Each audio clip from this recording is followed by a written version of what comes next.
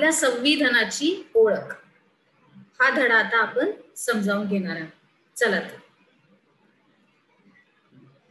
सुरुवातीला विद्यार्थी मित्रांनो आपण थोडीशी प्रस्तावना आपण बघूया.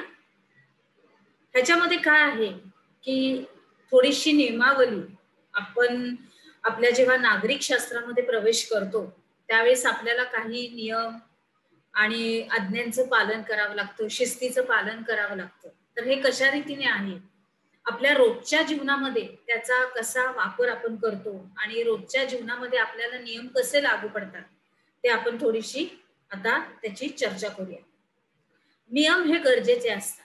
आपल्या उपक्रमामध्ये पण मी घातलेलंच आहे तसं की काही असो, मग ते आपल्या कुटुंबामध्ये असो, शाळेमध्ये असो, गावामध्ये असो, आपले शहरामधले असो, आपले व्यवहार हे सुरळीतपणे चालण्यासाठी म्हणून आपल्याला काही संकेत व नियम पाळावे लागतात.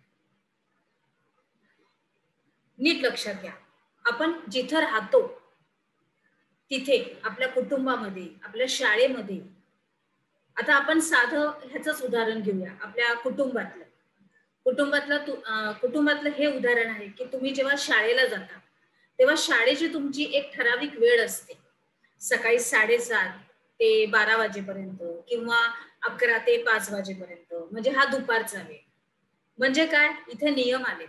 7:30 ला आता तुमची शाळा आहे, म्हणजे तुम्हाला घरातून 7 वाजता निघावं लागणार, तयार व्हावं लागणार. त्याच्यामुळे तुम्हाला नियमबद्ध राहावं लागणार. तुम्हाला थोडंसं लवकर घरामध्ये उठावं लागणार, अंघोळ करावं लागणार. आपले रोजचे व्यवहार तुम्हाला सकाळचे आटपून त्याच्यानंतर तुम्ही तयार होऊन शाळेत जाईपर्यंत तुम्हाला 7:15 7:20 होणार. इथं काय आले, हे सांगण्याचा उद्देश असा आहे की इथे प्रत्येक ठिकाणी आपल्याला नियम हे लागू पडतात, बरोबर. आणि नियमानुसार आपलं रोजचं दैनंदिन जीवन हे चालू असतं. आता हे झालं आपलं कुटुंबातलं एक साधं तुमचं उदाहरण आहे. त्याच्यानंतर शाळेमध्ये गेल्यानंतर सुद्धा आपल्याला प्रत्येक ठिकाणी, शाळा म्हणजेच आपल्याला शिस्त लावणारी एक ठिकाण आहे, एक जागा आहे. तिथं आपले शिक्षक आपल्याला शिकवतात, आपल्या आपल्या तासाप्रमाणे येतात. तुम्हाला छोटी सुट्टी असते, मधली सुट्टी असते, त्याच्यानंतर शाळा सुटल्यानंतर तुम्ही सर्वांनी अगदी अगदी जबरदस्तीने आपल्या घरीच जायचंय. तिथं खेळत बसायचं नाहीये मैदानावर, किंवा तुमचे काही ह्याचे पीटीचे शिक्षक असतील तर ते तुम्हाला काही खेळ शिकवणार असतील तर तुम्हाला एक ठराविक वेळ देतील. सांगण्याचा उद्देश असा की आपल्याला प्रत्येक ठिकाणी नियम हे लावावेच लागतात आपल्या आयुष्यामध्ये, आपल्या जीवनामध्ये. मग ते आपल्या कुटुंबामध्ये पण असतील, शाळामध्ये पण असतील आणि गावामध्ये पण असतील. आता कुटुंबामध्ये तुम्हाला जसं की आपले प्रगतीपत्रक आपल्या वडिलांना दाखवावं लागतं, तर ते सुद्धा तुम्हाला जेव्हा तुमची परीक्षा संपते तेव्हा तुम्हाला एक ठराविक वेळ दिला जातो. 2 दिवस तुम्हाला प्रगती पुस्तक हातात देण्यात येतं की तुम्ही एका दिवसात म्हणजे त्याच्यावर स्वाक्षरी आपल्या पालकांची घेऊन त्याच्यानंतर 2 दिवसांनी ते परत जाऊन शाळेमध्ये संबंधित शिक्षकांना, आपल्या वर्ग शिक्षकांना आपल्याला द्यावं लागतं. म्हणजे काय, तर प्रत्येक ठिकाणी नियम हे लागूच पडतात. तर आता हे तर झाले, आपली शाळा झाली, आपलं कुटुंब झालं. आता आपल्या ह्या अभ्यासक्रमामध्ये कशा रीतीने आपण हे वापरतो हे बघायचंय आता आपले. त्याच्यानंतर आता पुष्कळ अशी उपक्रमामध्ये मी उदाहरणं पण आपले आहेत की शाळेचा प्रवेशासंबंधी गणवेश. तुम्ही गणवेशाशिवाय शाळेमध्ये जाऊ शकत नाही, बरोबर आहे. तुम्हाला दिलेला रोजचा घरचा अभ्यास, रोजचं घरचं नियमन, पाठांतर हे तुम्हाला घरी गेल्यानंतर करायलाच लागतं. आलं लक्षात. आता या नियमावलीचा आता आपल्या पुढे कसा वापर करणार आहोत. तर आता आपण ज्या ठिकाणी राहतो तिथे पण काही नियम आणि काही आज्ञा किंवा काही शिस्त लावलेली आहे. ती कशा पद्धतीची आहे चला बघूया. आता आपण उपक्रमात बघूया की कुटुंब, शाळा, गाव किंवा शहराबद्दल काही नियम मर्यादित स्वरूपाचे असतात, परंतु देशाच्या कारभारासंबंधीचे नियम किंवा तरतुदी मात्र व्यापक असतात. व्यापक म्हणजे विस्तारित रूपाने संपूर्णपणे सगळ्या लोकांना ते दिले गेलेले असतात. लक्षात आलं आता इथपर्यंत? छान. चला तर आता पुढे जाऊया. पुढच्या भागामध्ये आपण बघणार आहोत संविधानाचा अर्थ. आता तुम्हाला जर मी नियम आणि शिस्त सांगितली तर तुम्हाला ह्या संविधानाचा अर्थ मी सांगताना पटकन लक्षात येणार आहे. आता बघा, प्रत्येक ठिकाणी नियम, बरोबर आहे. आपल्या कुटुंबात, आपल्या शाळेमध्ये, आपण पहिल्यांदा आपले प्राथमिक बघूया, आपल्या कुटुंबातले, शाळेमधले, बरोबर आहे. त्याच्यानंतर मग आता आपण पुढचा अभ्यास करत आहोत. तर आता देशाच्या कारभारासंबंधीचे तरतुदी एकत्रितपणे व सुसूत्रपणे ज्या ग्रंथात नमूद केलेल्या असतात त्यालाच संविधान असं म्हणतात. जे नियम आणि नियमावली किंवा शिस्त जी लावलेले जे नियम आहेत ते एकत्रितपणे, म्हणजे कसं, एक इकडं एक इकडं, एक तिकडं एक इकडं असं नाही, तर संपूर्णपणे तो जो पुस्तक आहे त्या पुस्तकामध्ये ते संपूर्णपणे व्यवस्थित मुद्देसूद रीत्याने लिहिले गेलेले आहे. आलं लक्षात? त्याच ज्या ग्रंथात ते नमूद केलेले आहेत त्यालाच संविधान असं म्हणतात. बरोबर, लक्षात आलं? आता संविधान म्हणजे देशाच्या राज्यकारभारासंबंधीच्या तरतुदीचा लिखित दस्तऐवज होय. आता तुमच्या ह्याच्यामध्ये एक शंका आली असेल मनामध्ये की आपल्या कुटुंबामध्ये असं कुठं लिखित नसतं, कारण आपलं कुटुंब हे आपलं असतं, बरोबर आहे. देश पण आपलाच आहे, पण आपला देश हा व्यापक, हा विस्तारित रूपात आहे. तिथं विविध ठिकाणं आहेत, विविध स्थळं आहेत आणि प्रत्येक ठिकाणी नियमावली आहे. बरोबर, लक्षात आलं मी काय बोलते ते? कुटुंबासंबंधी जर तुम्ही बोलत असाल तर कुटुंब हे आपलं छोटं असतं. आपल्या कुटुंबामध्ये आपले आई बाबा, आपली बहीण भाऊ, आपण स्वतः असतो, बरोबर. आणि आपल्यासाठी ते नियम हे पटापट लागू होतात. परंतु जर का आपण ह्या देशाचा जर आपण राज्यकारभार करणार आहोत तर संपूर्ण देशाच्या राज्यकारभारासाठी संपूर्णपणे नियमावली जी लिहितात ती प्रत्येक घराघरामध्ये पोहोचली पाहिजे. प्रत्येक घरातला मनुष्य त्याला अनुसरून वागला पाहिजे, ह्याच्यासाठी तो ग्रंथच आहे. आणि म्हणून त्याच्या तरतुदी ह्या लिखित म्हणजे लिहून ठेवलेल्या अशा आहेत. हा फरक आहे. आता पुढे जाऊया. आलं लक्षात? चला आता बघू. पुढे बघा. आता जनतेकडून निवडून आलेल्या प्रतिनिधींमधून शासन किंवा सरकार हे स्थापन केलं जातं. आता तुम्हाला तर माहित आहे की आपली ही जे देशाची जी लोक व्यवस्था जी आहे सगळी काही ती कशी आहे, आपल्यावर अवलंबून आहे. म्हणजे आपण आपले लोक निवडून देतो, आपले प्रतिनिधी आपण निवडून देतो आणि मग त्याच्यानंतर नियम ते लोक एकत्र येऊन मग आपल्याला शासन आणि सरकार हे स्थापन केलं जातं. बरोबर, आलं लक्षात व्यवस्थित? आपण मत द्यायला जातो म्हणजे काय की आपल्या बाजूने आपण मत देतो आपल्या प्रतिनिधीला की आम्हाला हा प्रतिनिधी हवाय. आता आलं असेल लक्षात, बरोबर. चला, तर त्याच्यानंतर संविधानातील तरतुदीनुसार राज्यकारभार करण्याचे शासनावर बंधन असते. आता आलं लक्षात? आता परत नियमावली इथं आली. बघितलं की शासन जे काही आपल्याला जो राज्यकारभार त्यांना जो करायचा आहे, आपल्या प्रतिनिधी, आपण जे निवडून दिलेले प्रतिनिधी आहेत त्यांच्या मार्फत त्यांना जो राज्यकारभार आपल्यावर करायचा आहे त्यांना सुद्धा बंधन आहे, काही नियम आहेत. प्रत्येक ठिकाणी ते कुठल्याही आपल्या जनतेला किंवा आपल्याला ते त्रास नाही देऊ शकत आणि तशा तरतुदी आपल्याला आपल्या संविधानामध्ये केल्या गेलेल्या आहेत. त्यांच्यानुसारच त्यांना, त्या प्रतिनिधींना ते आपल्या बरोबर त्यांना वागावं लागतं. बरोबर, आता पुढे, आतापर्यंत लक्षात आलं? चला पुढे. आता संविधानातील तरतुदी किंवा त्यात नमूद केलेला कायदा हा मूलभूत असतो. मूलभूत म्हणजे काय?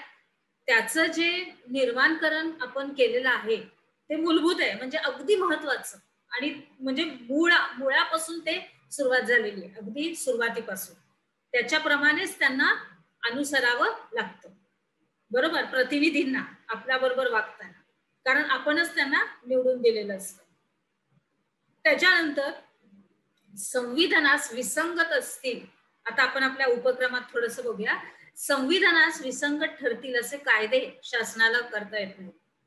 संविधानाला सोडून म्हणजे या ग्रंथात जे नियम दिलेले आहेत आपल्या चांगल्यासाठी, उत्तम कारभारासाठी, आपल्याला सोयीस्कर पडतील असे जे कायदे बनवलेले आहेत ते विसंगत म्हणजे काहीतरी वेगळं त्याच्यामध्ये बदल करून आपल्या मनाप्रमाणे असं त्यांना कायदा कुठलाही नियम शासनाला करता येत नाही. जो ग्रंथ आहे त्या ग्रंथामध्ये जे लिहिलेलं आहे त्याप्रमाणेच त्यांना ते पाळावं लागतं.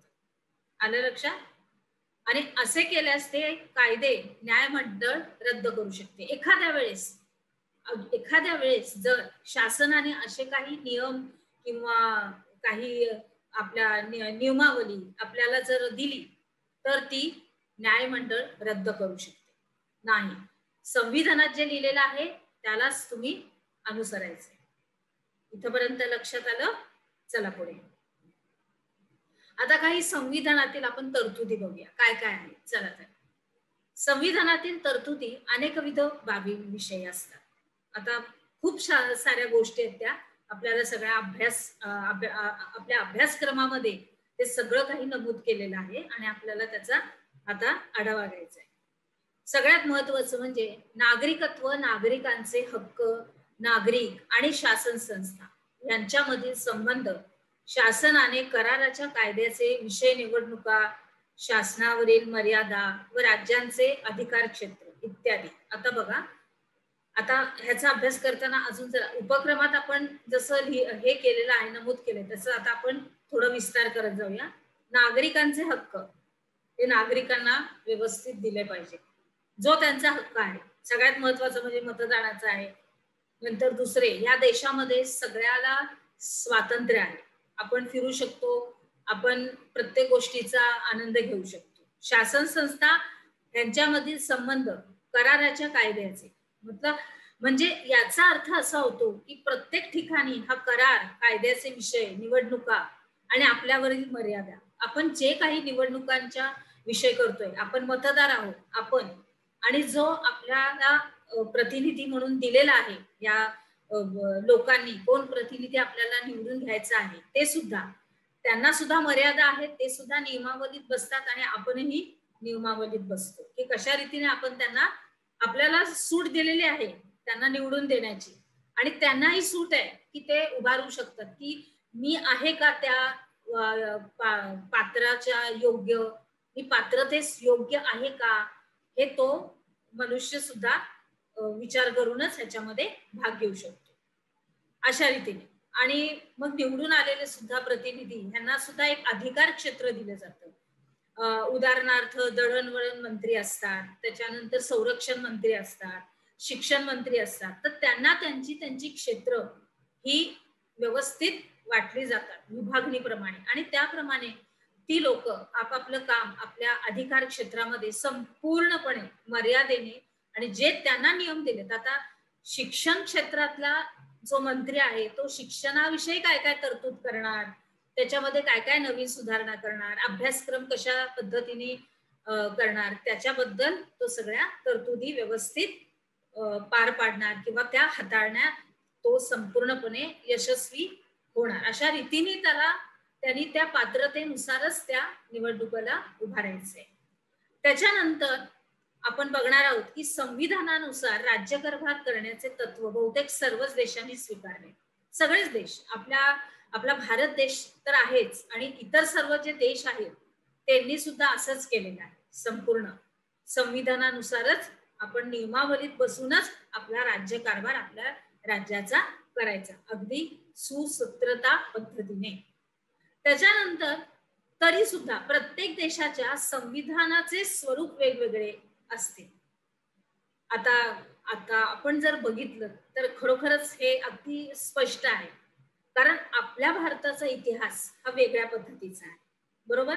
आपली प्राचीन संस्कृती, आपला अश्मयुग, आपण आपल्या भारताचा अभ्यास करत जसं जसं आलोय तर आपला जो संस्कृती आहे, आपली समाज रचना आहे, आपल्या परंपरा आहेत, ह्या इतर देशांपेक्षा तर निश्चितच वेगवेगळ्या आहेत.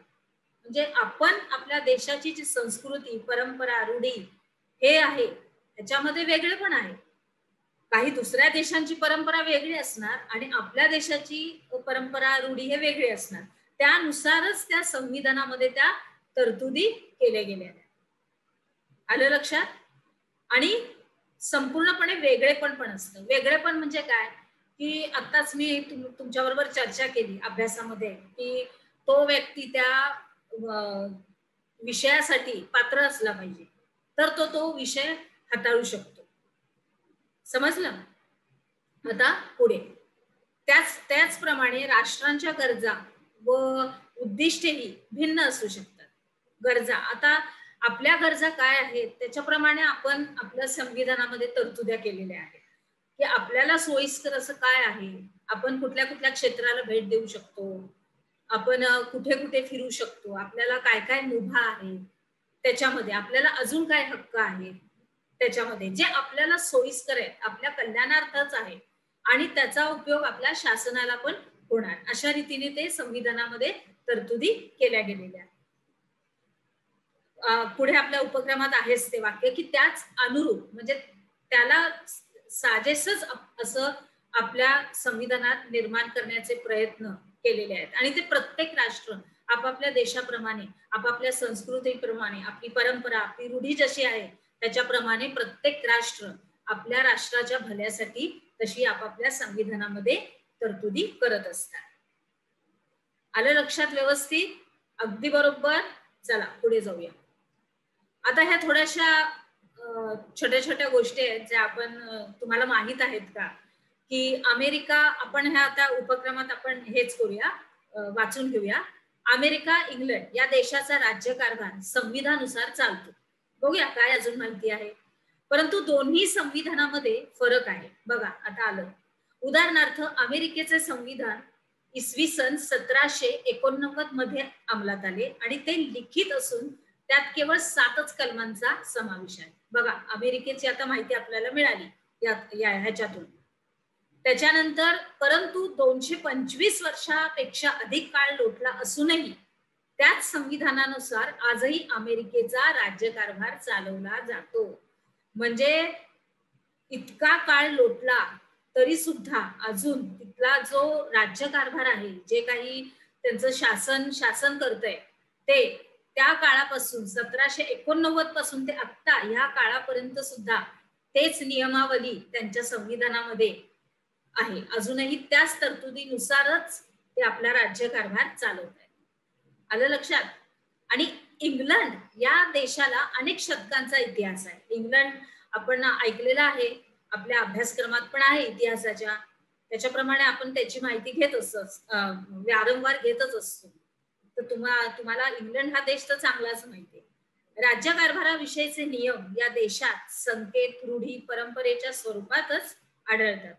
तरी पण त्यांचे काटेकोरपणे पालन केले जाते. अतिशय चोखरित्या तिथले लोक आहेत त्यांचं ते पालन करतात. 1215 साली, नीट लक्षात घ्या, नीट ऐका मी काय बोलते ते, 1215 साली झालेल्या मॅग्ना कार्टा करारापासून इंग्लंडचे संविधान हे विकसित होत गेले. काही लिखित नियमांचा समावेश असला तरी इंग्लंडचे संविधान प्रामुख्याने अलिखितच आहे. काही भाग, काही गोष्टी त्या संविधानामधल्या तरतुदी या लिखित आहेत आणि काही न लिहिलेल्या आहेत. तरी पण तिथली लोक त्याचं पालन करतात. म्हणजे बघा आपल्याला किती सारी माहिती ह्याच्यामधून मिळते संविधानाबद्दल. जसा म्हणजे वेगवेगळ्या रूढी, संस्कृती, त्याप्रमाणे वेगवेगळे राष्ट्र आपापला संविधान घडवत आहे. आता आलं लक्षात व्यवस्थित? चला पुढे जाऊया.